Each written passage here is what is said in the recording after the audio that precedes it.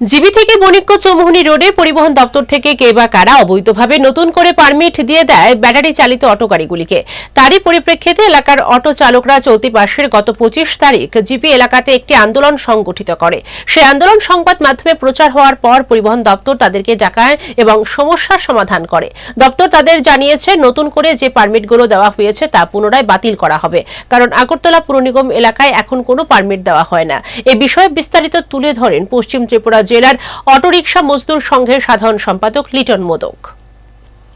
ঘটনা হলো, আমরা কিছুদিন ধরে আমাদের কাছে খবর আসছিল যে আমাদের এই রুটের জিবি বণিক্য রুটের কিছু কিছু গাড়ি অন্য রুট থেকে এসে এই রুটের পারমিট বানিয়ে নিচ্ছে বেকাপথে। তারপরে আমরা গত 25 তারিখে একটা আন্দোলনের রূপরেখা নেই।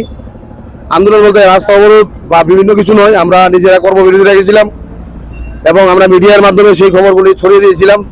মিডিয়ার মাধ্যমে পরিবহন দপ্তর জানতে পেরে এবং ট্রান্সপোর্ট পরিবহন দপ্তরের মাননীয় মিনিস্টারও জানতে পেরে পরিবহন দপ্তরকে বলেন যে এটা দেখার জন্য। তখন পরিবহন দপ্তর আমাদেরকে ডেকেছেন, ডেকে আমাদের কথাটা শুনেছেন। তাই আমরা অতি আনন্দিত এবং আমরা অতি ধন্যবাদ জানাই রাজ্যের পরিবহন দপ্তর এবং পরিবহন মিনিস্টার